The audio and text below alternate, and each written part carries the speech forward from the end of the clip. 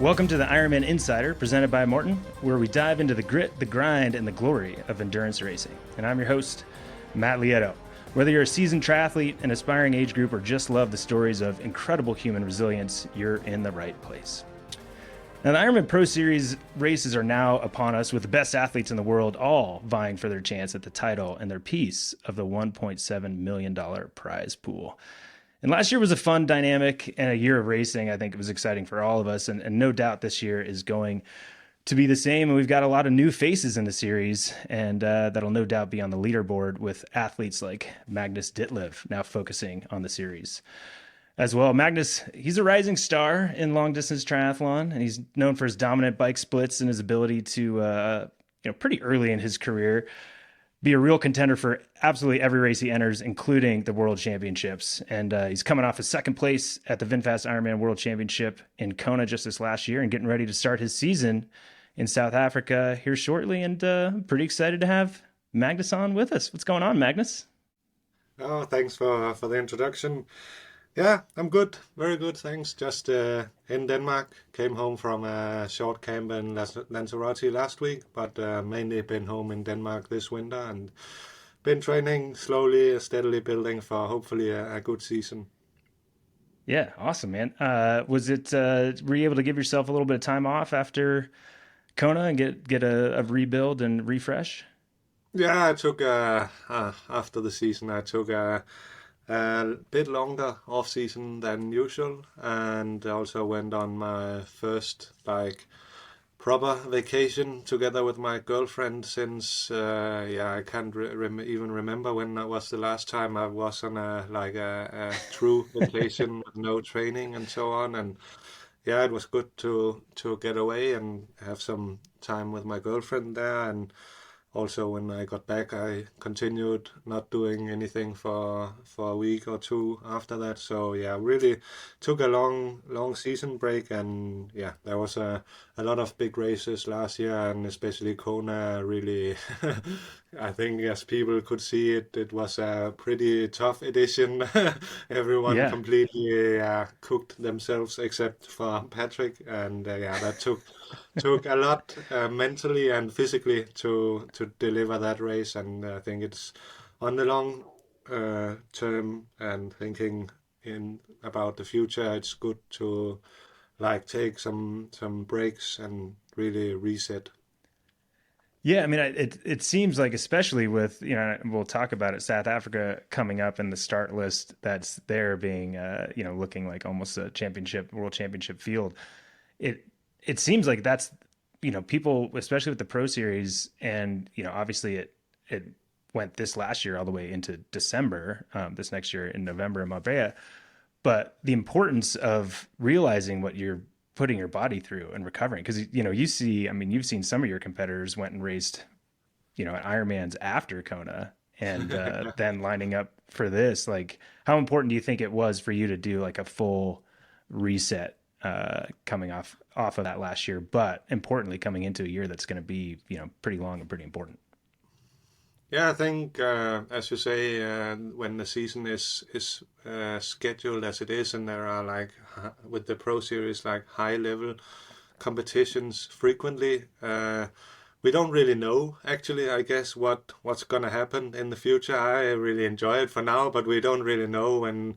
Where if a young guy like me will burn out in the future or not. But I mean, I really coming back to the last part of your question is Yeah. I think it's really really important, especially for a guy like me that is when I'm on and thinking triathlon and doing triathlon, I basically spend every hour I'm awake thinking about what I'm doing and why I'm doing it and how I can do things Right. better. And sometimes to the point where it gets too much, and I have to also during the season back off a little bit and yeah, take a few days to recover and relax. And then yeah, after the season, for me it's I think it wasn't that I had any niggles or felt like my shape wasn't really like I was in the best shape of my life, and I didn't have any injuries or so on. So last season it wasn't physically, but mentally I really needed the break. And then in the beginning, I don't really like want to do triathlon and don't want to train even. And then I know for myself when I start to like want to wake up in the morning and actually want to go for Yeah. a short run or something, then I know that I'm soon like recharged and ready to go again. But in the first 2 weeks, I didn't feel like doing anything when I woke up, and then I was just relaxing. So that was nice. Dude, that's awesome. I think it's great to hear that the best athletes in the sport can get to that point. Because I agree. I think you have to get to a point where you don't want to do it and you're Mm. like okay not doing it and out of compulsion and habit, you're not just, that's not your whole existence. You can find other things to do, but then when that light switch turns on and you're excited about it, like that's what you need, is that excitement back, right?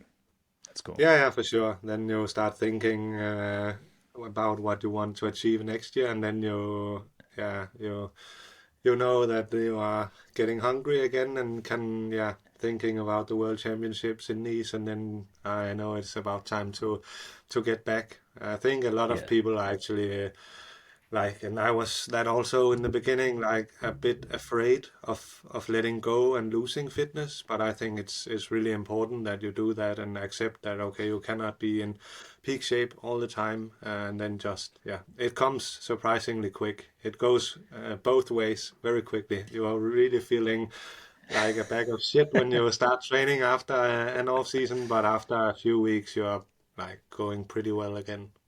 Well, and that's kind of the thing. There's almost this that correlates, right? Like the worse you feel after taking a break means your body's actually like absorbing and recovering, and then the comeback out is going to be a good thing. It's those people that kind of keep their foot in the water and don't allow themselves to like actually release that have that trouble of coming back. Now you're talking about looking into next season, obviously World Championship in Nice, but yeah, tell us a little bit about your schedule. What's coming up?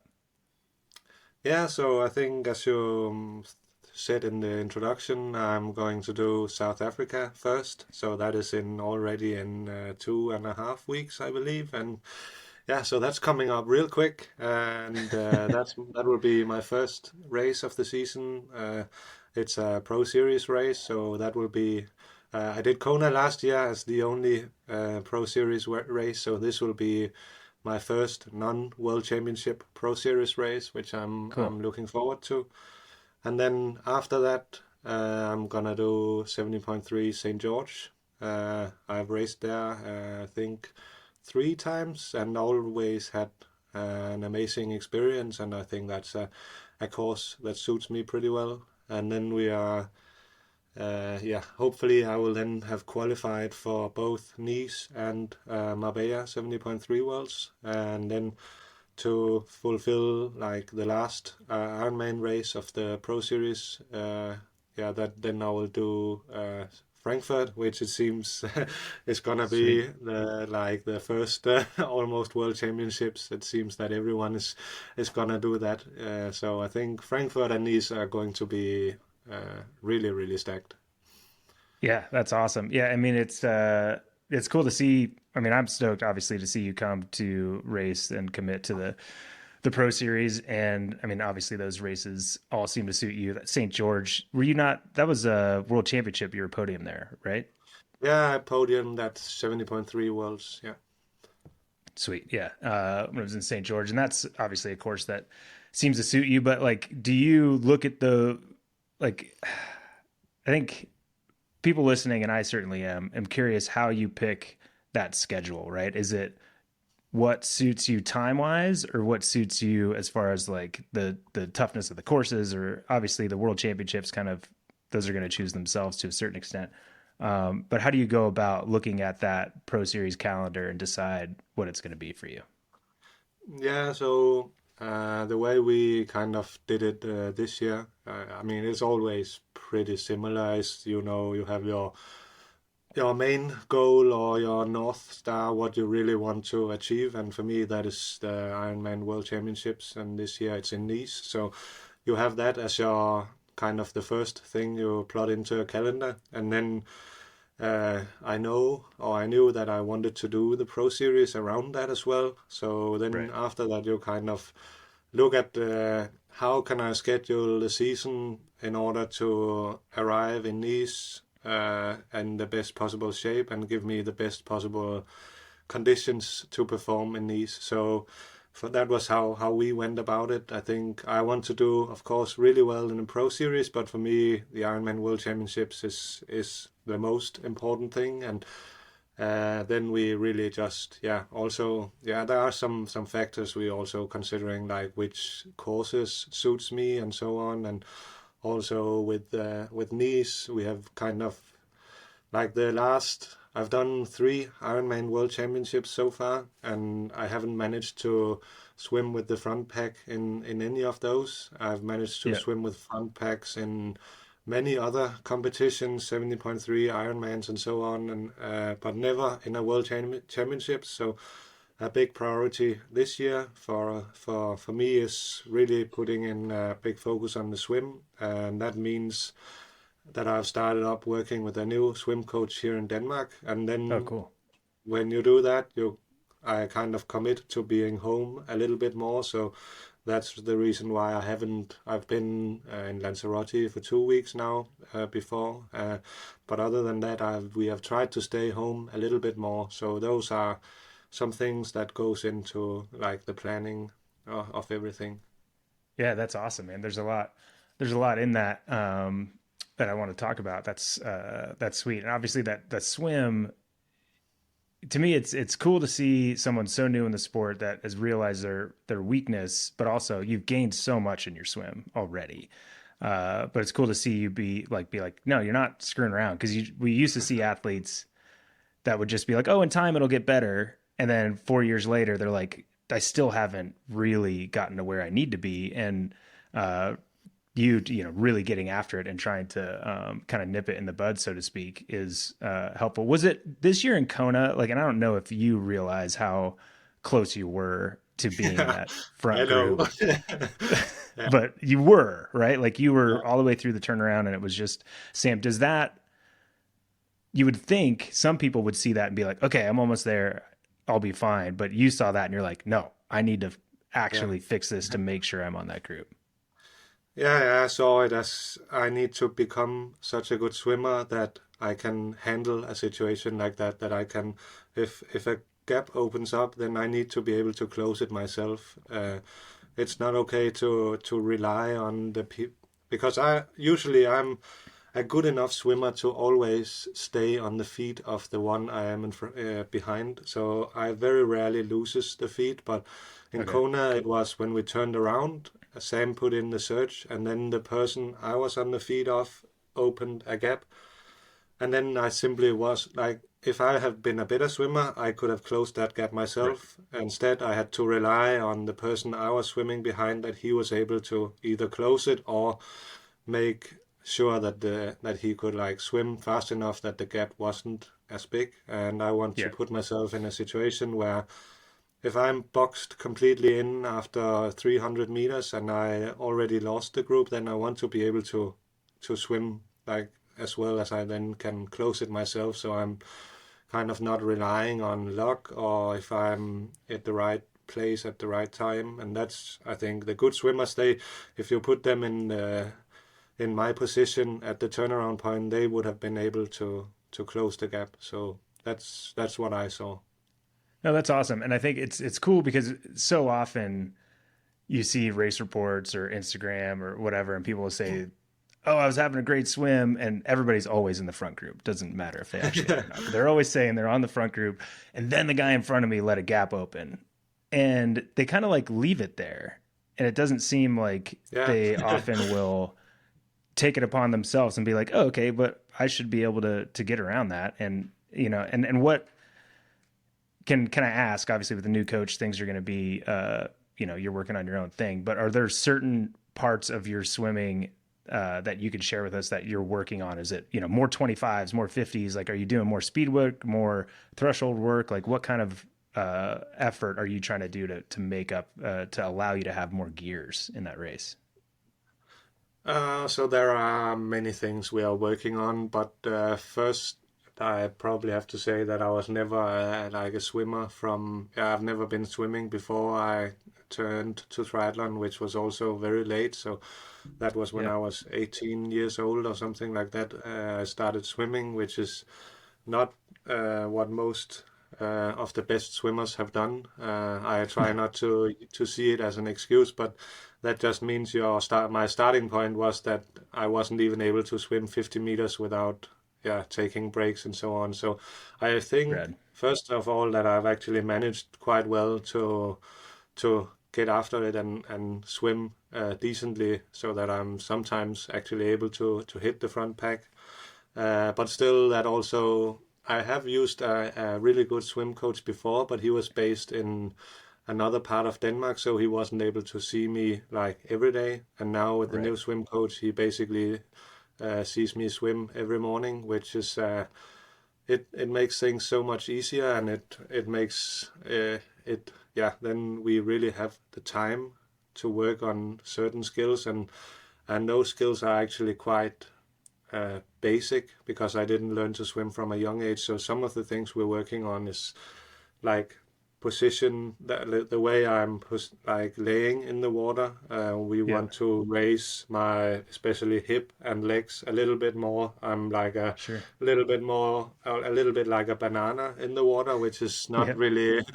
It creates drag in the water, which is not good. So that is the main thing we're working on at the moment, is the position of my uh, me in the water, you could say, and also Yeah. the head position is not super well. I'm looking a bit more too much in front and not looking down on the black line. So those are like some of the technical things we work on, and then triathletes always say that swimming is purely technique, but I don't think it is. There is also an element of hard work, and I think maybe we have fallen in the trap of thinking that swimming is only technique. So we do technique like a lot and every day. And then maybe not skipping, but not having enough focus on also the conditioning and just the hard work of swimming. Is you really need to swim a lot to become good. Yeah. So it doesn't matter if you have the best technique, but you're not able to hold it more than 50 meters, then it doesn't matter. So there is the technique part, and then we are also just working a lot on swimming more than I did before. So swimming a lot of meters and a lot of quality meters as well. So there is always, in every session, there is some kind of intensity aspect to it, either just like moderate aerobic efforts or threshold or VO2, but there is always something. It's not just all easy swimming today. So yeah, Yeah. many things. That's awesome. No, I appreciate you sharing all that. And yeah, it's funny because I think there's been in triathlon, I think, especially someone like you that didn't have a swimming background could easily go into what I've seen for decades, which is like, I'm just a bad swimmer. That's just going to be my thing. I'm going to try to get better. But like a good swimmer's, it's all about technique. Good swimmers are good swimmers. Bad swimmers are bad swimmers. It's like, no, good swimmers are swimming 50K a week. Yeah, And the exactly. bad swimmers are swimming 15K a week because they think they're Yeah, bad swimmers. Like yeah. it's about hard work, and it doesn't seem like you're afraid of it. No, I mean it's you have to do the dirty work. No one's gonna do it for you. So I'm swimming a bit more than I'm used to at the moment, and my arms are definitely feeling it. But I can also see progress, which is really nice. That's awesome. And, I think, obviously the sport being raised and what the athletes around you are doing is the reason you have to, I wanted to talk to you, and we will today, about like marginal gains on the bike and all those different things. But 10 years ago, someone like you with your bike ability and run ability, losing a couple minutes in the swim in Kona, you'd still be able to win the Yeah, it doesn't race. matter. Yeah, yeah. right? Yeah, Yeah, yeah. totally. So like, is it, how much of that are you putting on? I mean, to me, it was remarkable. And one of the most exciting parts of that race was Sam being the pre-race favorite, defending champion, being the one who went to the front and blew the race apart, got you out of that front group, all while the Eye of the Tiger, the theme song to Rocky, was playing, which was like the craziest thing ever. I thought it was awesome. But like, is it, you're in this era where the favorites are also the ones making each discipline? Is that just, do you think that's helped you have to focus and refine so earlier in your career? Yeah, I think that is like the reason why I'm putting so much focus on the swim. I mean, in Kona I was 70 seconds behind, so a few years ago you wouldn't say you wouldn't say that's bad, or you would just No.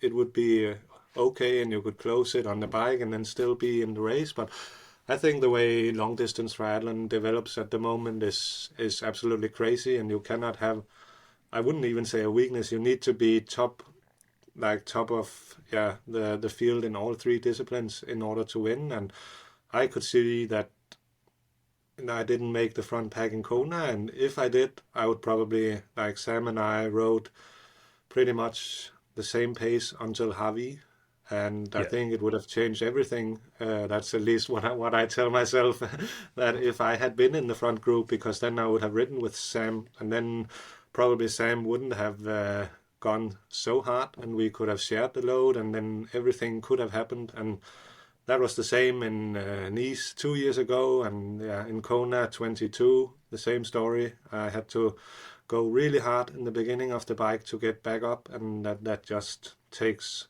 something out of you that you would rather use on the marathon. So I think it is just a consequence of how the sport is developing at the moment. Yes.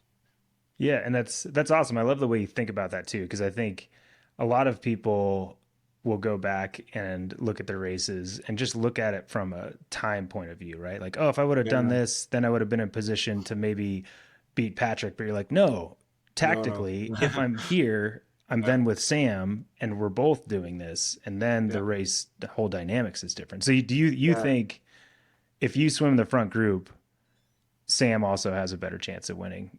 Obviously, you're there, so it's more I challenging. don't But think he like has a his, better chance, but I think he has a better chance of becoming second. Then let's put yeah, it that way. totally. No, but it is as you say. It's not those 70 seconds. It's not about that. It's about the whole dynamic that changes completely. If I'm able to swim with the front group in the World Championship fields, then yeah, then I can make so many different decisions in the, yeah, in the beginning part of the bike, and I think that's at least something I would like to explore and see what happens then. Yeah, that's awesome. And yeah, so maybe talk more about Kona since we're kind of on it. Do you think then do you look at it at all tactically, and is there a point where you have to kind of choose who you think the person you have to beat is, right? Like, would your race have been different if you thought Patrick is the person I had to beat or Christian is the person I had to beat? And it all changes, but it sounds like, obviously you thought Sam and we all thought Sam was the person to beat, and he was until, Yeah. minor things went wrong that turned major. Do you think you chasing Sam maybe put you into that spot where you kind of had that obviously challenging last portion of the bike ride?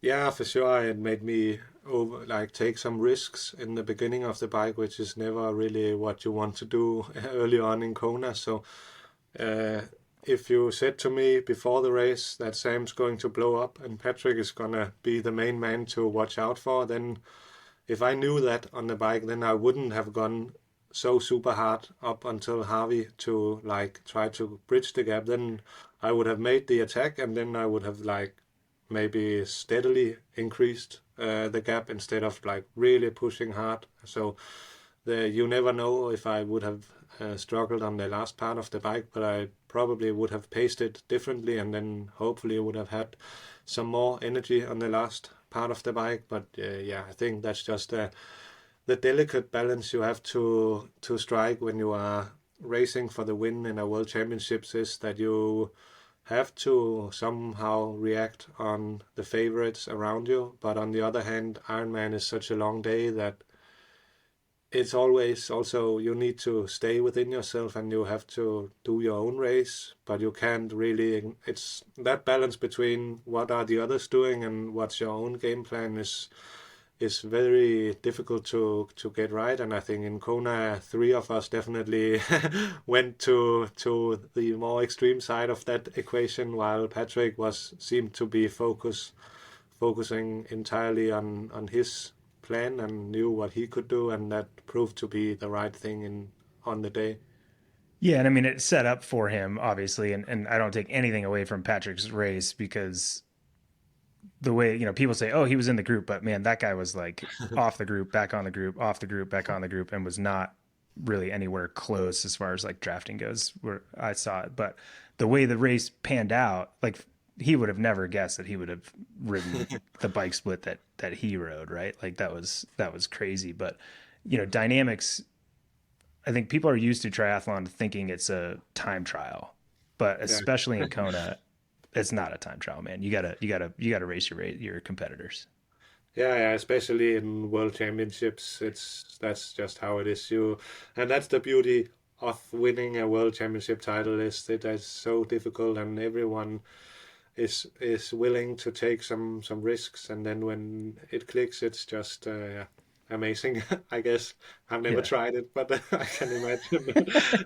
Dude, it's awesome though. I feel like when you said winning a world championship, like your face lit up, right? And like that's clearly a lot of the reason why you're so excited and thinking about all these different things, and I love it. And you've gotten incredibly close, obviously, and just so Kona. Just want to talk quickly a little bit more about Kona, just because it was such a dynamic race, and obviously goes into this next year, and how people are gonna race, in Nice and then in Kona in 2026. When you, just curious, with someone that's putting that kind of effort in, did you know that the weight of the world was going to come on you when you went up like scenic climb, and that it was gonna start getting hard? And did you have the ability to start preparing for it, or did it like kind of come out of nowhere? And was it, I know what I saw of you in transition, but out on the bike, did it feel as bad as I might think it felt? Yeah, it felt really bad. It felt like I've never felt on a bike before. I felt completely defeated, and mentally and physically, because I could see that Sam was continuing his ride at that pace, and I had to let go, and I felt pain in my glute, which I have never felt before, and I felt I wasn't able to sustain the aero position anymore because of that, and mentally I was in a really dark spot because I thought the race was over, and I struggled to understand how I was even going to finish the race. So that was the hard, that and T2 of course was the hardest part of the race. The marathon actually went better and better throughout the day, but that last part of the bike was really painful, and contemplating quitting and just sitting at the side of the road. That was a big struggle. Yeah, I mean, contemplating your whole life existence probably at that point, you get a little emotional. Feeling like a bag of shit that you have like spent so much time and energy, and so many people are supporting you in your dream, and then you are just not able to ride even 220 watts anymore in the last part of the bike, and that was not good.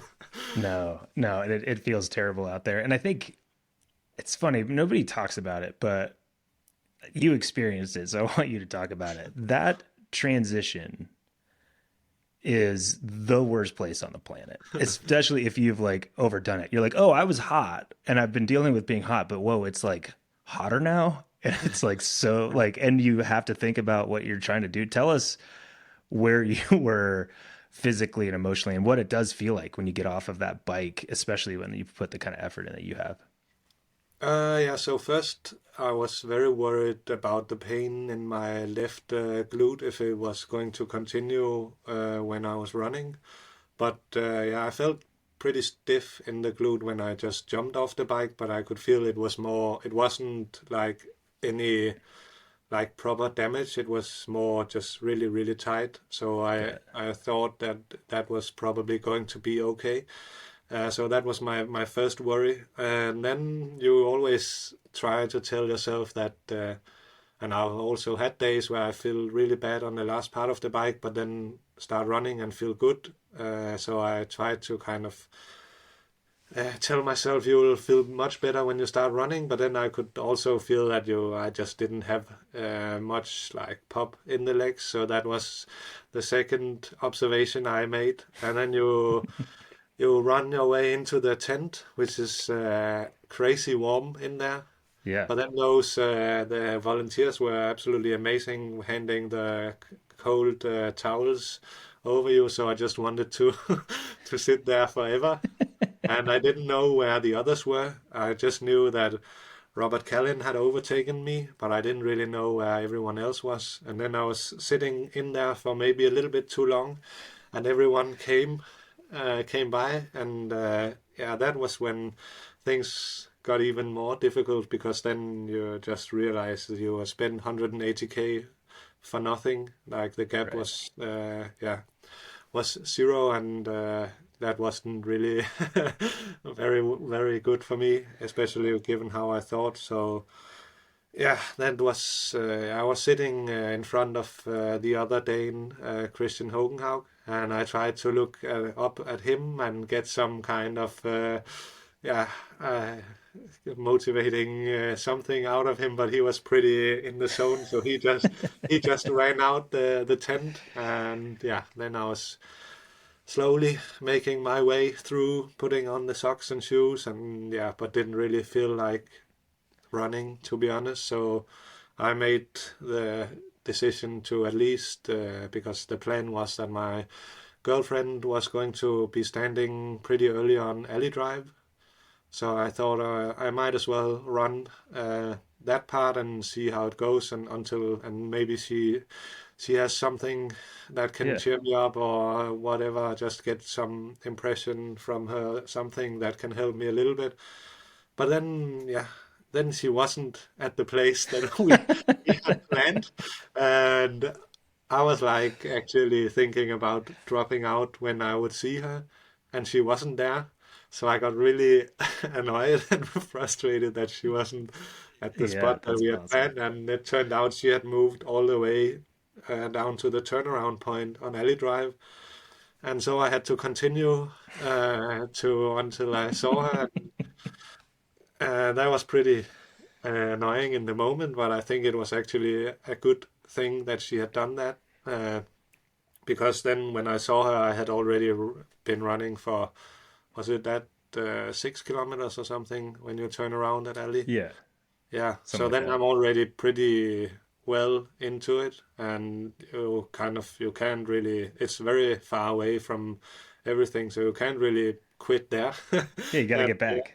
yeah, you have to get back some way. So I started running back, and that was also when, yeah, I started noticing that people that had gone past me in the beginning really fast started running the same pace as I was, and I was, yeah, doing okay, like doing like 350 to 355 per kilometer, which it wasn't the pace I was planning on beforehand if I was feeling good, but it wasn't terrible either. So then you just keep going, and people in front of me were starting to struggle, and that's kind of when things turned around again. That's awesome, dude. I love that, and it's I'm glad I asked because that's a much cuter story than I thought it might be. Like, like I didn't think you'd be like so excited to see your girlfriend and that was going to be the thing. That's awesome. I love it. I don't know if I was excited. I was just looking for some yeah No, that's awesome. emotional thing. I don't know what yeah, I was hoping for, but Well, no, it's funny actually. You see it all the time, and I've seen so many people drop out in those races. Like it's sometimes that significant other needs to just hide yeah, yeah, because I think, Seriously. yeah, I think I don't think I would have dropped out if she had been standing on the spot where we had planned, but I think it would have I maybe would have taken a small break, talking to her a little bit or something, and then it's pretty hard to if you have started to walk once, then it's much easier to do it later. So Yeah. I think it was actually a really good thing that she wasn't there, even Yeah. though in the moment I was absolutely I was so angry. But I love it. I love it. And man, I think like there's a few things that always stand out in different uh, world championships, and I'll say like who I thought had the best race. That's not the winner. Like I feel like in some ways, Leon Chevalier had like this amazing race because he was kind of on his own all day, and he got so close, very similar position to you. And then as far as like who I think had the most surprising and like comeback. Like, dude, I would have bet my house. Like, I didn't think, I was like, man, Magnus is, I don't think he's standing up. Like, he likes those no, towels a lot. Like, I don't think he wants to give up those towels. I no. would have bet my house that you wouldn't have finished with how you looked and where your energy was. It was more like I used to seeing you positive and it didn't like you weren't negative, but you could tell you were like, oh man, this is going to be brutal. But Yeah. for you to keep going and getting through that and obviously ending up second place, would you also have bet the house against yourself at that point? Yeah, I would never have thought if you asked me in T2.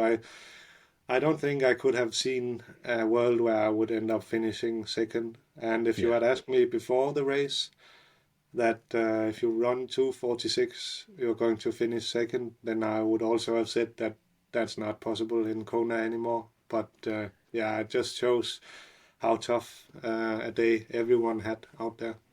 No, and you probably would have said 246 wouldn't do it, Yeah, and you would have assumed that would have been you off the front with some crazy bike split too, yeah, right? exactly. Yeah, Yeah. so it was crazy.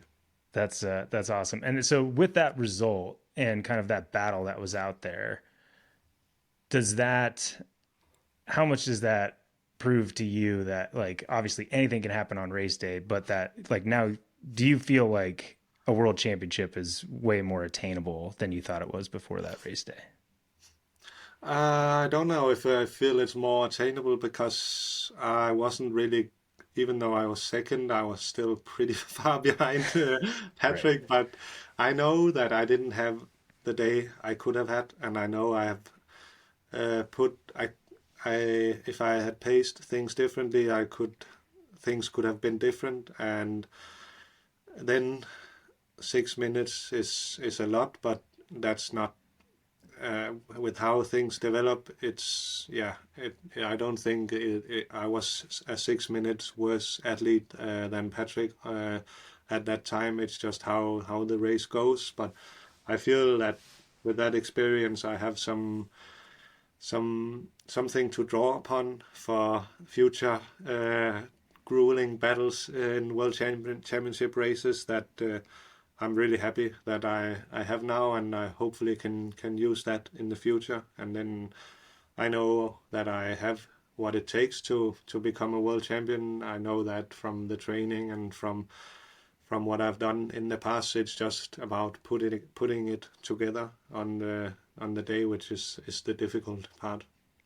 Yeah, certainly. And I think, I think having that, and usually we don't say, oh, you learn from like your bad races. And I'm talking to somebody who got second at a world championship, right? Because like that Yeah. wasn't a bad race and by any It means. was a bad execution, I would say. Yeah, yeah, possibly, or certainly not the execution you thought, but having that in the back of your head all the time, the next time you're like, man, this is hard. I don't think I can finish. You're like, remember that one time I didn't think I could finish and I got second at a world championship? Like how big of a weapon do you think that is mentally for you? Yeah, that would be interesting, and because obviously you don't train where you go to places like that, so I never have used it before. But it, and I hope to not be able to go that deep Yeah. or yeah in South Africa. But I think it's still it learns like an experience like that also. Uh, yeah, gives me some knowledge about who I want to be as like then I could have quit easily, and yeah, people would probably it wouldn't have been it would have been terrible, but yeah, that would have been like the easy solution. But Sure. when you don't do it, and you then you need to kind of figure out why at a bigger why than just winning the world championships. So when you kind of get on a level like that, which is not just result oriented, and you find motivation in different things, that's what I think I learned most of in Kona, is what can I draw upon of values and motivations and so on when I'm really in a dark place.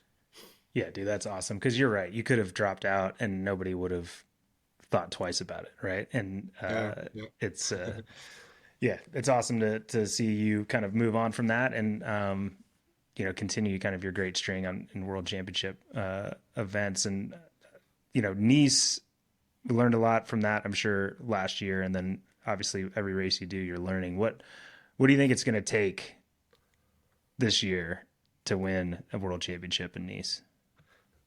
I think we have already talked a little bit about it with the swim part. I think Right. if I manage to swim with the front group, it will make it much easier. Don't say I'm not saying that I'm not. It's not possible to win if you are 70 seconds behind after the swim, but I think for me that would make it much easier, and that would hopefully be yeah. Hopefully, I'm able to get my swimming to a level where I can do that, and then I believe I've showed already that I have the bike run combo to be competitive for the World Championship title. So that is, yeah, we kind of know what to do to get to that level again.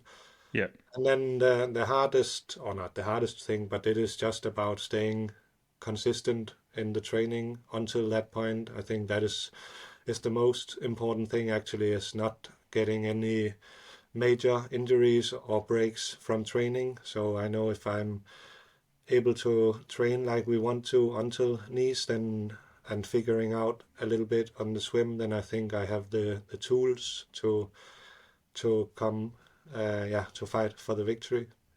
That's awesome. That's awesome. Yeah. And do you at all look at, like, to me, it feels a lot like Kat Matthews in Nice this year, right? Like she's similar swimmer, always kind of close but not quite there. And then this year she's front group, and it kind of changed the way that she was able to spend energy early. Do you look at that and be like, okay, yeah, Kat did it. Maybe I can do that too. Yeah, yeah, there are some great examples of people that have hit front packs in yeah, in World Championships also. I've also hit the front packs in smaller races, but never in a World Championships, and it is definitely possible. That's for sure. Sweet. Yeah. And I think when people think about it too, and they think about the 70 seconds, but what you're doing and what you're realizing is that it is the 70 seconds, but it's you not having to play a huge card, Yeah. right? You Uh, you can just be in the race, and then you have another card to play when it maybe matters a little bit more, or it can have more impact on the other athletes. yeah, yeah. It's not just the 70 say the 70 seconds is of course yeah, it's important. It's a one just above 1 minute, but it's more the dynamics that changes. If I'm in the front group, I think then people will probably uh, yeah, get a little bit terrified if I'm able to attack just straight off the front, which I haven't done in a World Championship before. So Yeah. that would be one card to play. Another would be to like then sit in the group for a little bit and see what's going on, and save some energy, and maybe put a search in later. And it just gives me so much more yeah, flexibility in my race strategy. Awesome. Awesome. And obviously, you've got a lot of other races on your calendar.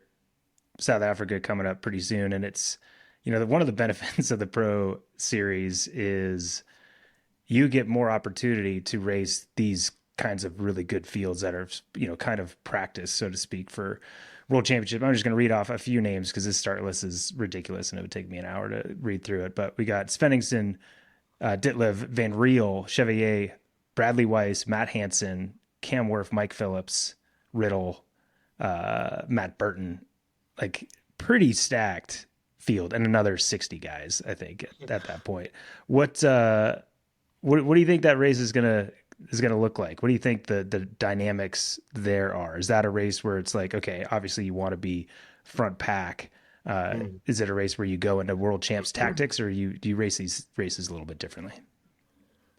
I think South Africa is, first of all, I hope the swim will be like a regular swim. It has We been all are. We all are. shortened before due to various reasons, I think, and I hope it will be a full length swim, even though people can say that it will probably suit me more if it's shortened or cancelled, but I want to get this That's data awesome. point to see where I stand now after the swim focus.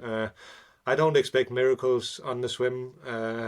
Like it's really about knees. Like it's like a 1 year plan with the swim. You can't expect Sure. just suddenly to jump up in the group, but hoping to see some improvements on the swim.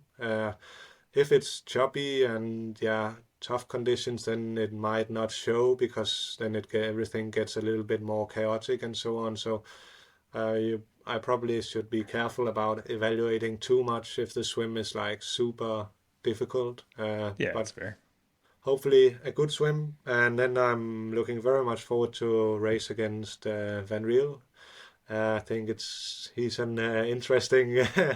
I think he did Cozumel last year, but he crashed on the bike, and so that was hard to tell what he is really capable of, and he's definitely a really really good athlete. So I'm really looking forward to that. And then you have Leon, who was like, he is just rock solid, and he will be there.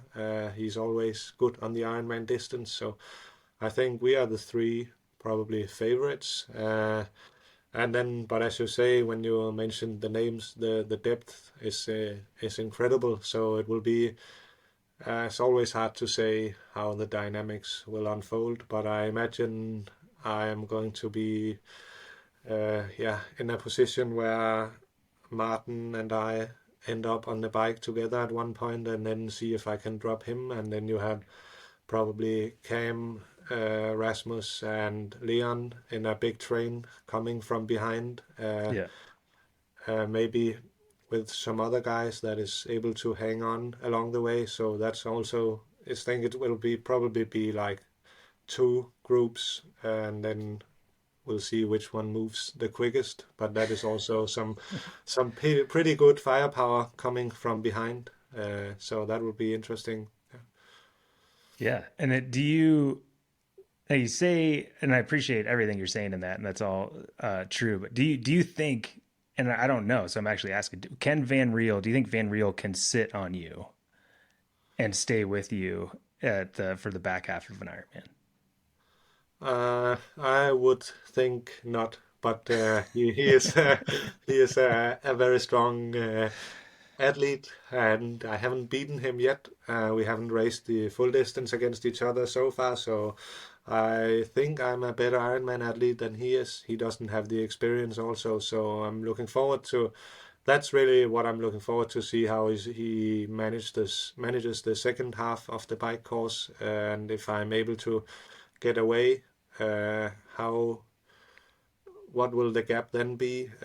Like, is it going to extend really to a big number, or is he able to kind of see close, come in close to me in T2, and then how is he going to run after a bike that has been ridden hard? That's also a little bit uncertain. We know he is probably one of the best runners, but how is he gonna run after a really hard bike? Now, that's my question. Is it like, how deep do you look into those tactics, right? Like, so let's say if you decide Van Riel's the guy you got to beat and you're with him on the bike, is there a point where you then have some gamesmanship where you're like, okay, I'm going to see how hard I can make him ride, and him thinking you're riding as fast as you can. And like, cause there's times in the past we've seen, back in the day when you want to drop a group, doing a hard effort to drop the group them letting you go and then them setting in their own pace, that's better for them. You going to the front and just towing them along at a 10% higher pace than they're capable of, then they explode, right? Like, is Yeah, there yeah. any tactic like that? Or am I overthinking things? There can definitely be some tactics like that. It depends a little bit on the situation and who you are with and how how they react on your first move. It's really hard to plan everything like that Sure. beforehand, but it's a little bit how in the situation what you. But it is definitely interesting. Like if you overpace the entire bike, you can do that, but then you will have a really hard time on the marathon. And yeah. There you go. So, question: do you think if you both have well executed bikes, and swims and bikes, and I'm only picking up Van Riel because I know you respect Leon and everybody else that's in the race. What kind of gap do you think you need on Van Riel to win the race if you're both got good legs and both are going to have a good run? If I have good legs, then I don't think I need a gap. Nice, Then I nice. think I can run with close to anybody, depending on if it's in Kona, obviously you don't want to start the run with Patrick, but if it's more moderate, I think South Africa can actually be pretty warm, but still not Kona conditions. But if I'm feeling good after the bike, then I think I can run with most people. That's awesome. I love it. I love it. Well, I am pretty lucky because I get to commentate that race, so I'm excited to see how it works, and I'll be chatting it up. Okay, and I'd be remiss if we didn't talk about some technical stuff real quick because you are a person that is known to push the envelope as far as marginal gains and looking at everything, whether it's how to cool your body the best, how to get the most carbs in your system as possible, whether it's aerodynamics, like all these different things. You know, a seat dropper in Nice blew people's minds. I'm sure that's going to come back this next year. But any areas you're looking into right now that you can share with us? Uh, I'm not going to do any changes before Nice probably Oh, cool. because then people will just copy. If I do it, if I show everything I have in South Africa, then people will see the equipment I use, and then they will probably do some of the similar stuff. So I've learned from past experience that it's important to save the most recent technologies for the biggest race, and that's Nice for me this year. So I'm doing a lot of testing on many things on the bike, but I'm probably maybe some of it will be shown in some races, but if we find something very significant, I probably will save it for Nice. Dude, I love that. That's so awesome. So awesome. And Dude, maybe I we love should that. start putting out some false traps. Actually, that's what we have been discussing a little bit, is to ride with some stuff that is actually not faster or something like that. Yeah, like everybody thought Gustav was doing before Kona, right? They they kind of thought he was kidding with that aerodynamic position, but dude, that's so awesome. I absolutely love that. There's some gamesmanship there. And how much fun is it for you to use your kind of engineering background and your brain to be able to like, you're still thinking about triathlon, but it seems like it's a different place you're able to put your effort in than just like training. It's tinkering and it's a different part of your brain. How much fun and how much does that add to kind of your experience? Yeah, I think for me it's a big part of triathlon. It's as you say, I have an engineering background. It was chemical engineering, so it's not like super related to bike stuff and so on, but it's more the way you think, learn to think as an engineer is really useful in that space of aero and so on. So I try to bring that into the way I make decisions in triathlon, and that can be, yeah, also the swim. I think is a good example how Yeah. we are approaching the swim at the moment, and the bike, of course, is what everyone is talking about. But there are so many aspects that you can really dive into. Sometimes it gets too much, and luckily though I have a coach that is really good at kind of structuring everything like that in a way that it's not. You have to do the training, of course, but I think personally that too many athletes are maybe a little bit afraid of taking a day out to do some research on your equipment or so on, because then they lose one training day. But I Right. mean, if you find 5 watts on a new suit, for instance, then that's 1.5 minutes in an Ironman bike leg. And I don't think if someone has a session that you can find 5 watts in one session, then I would be pretty interested in that one. So it's about there is a huge performance benefit to it if you really do it well. And then it's just something that motivates me a lot. Like I believe I have the best team around me with regards to equipment and sports physiology, and being able to work with them and yeah, share ideas and test with them is something that motivates me a lot and actually gives me energy. So some people probably get a bit drained of it or think that it's boring, but for me, there's nothing better than spending 5 hours in the lab and geeking out on something really specific and still getting a really good training day out of it, but also using the time to test something new out. So a lot of it is also like doing the training and then testing alongside it, so you're actually getting both things at the same time.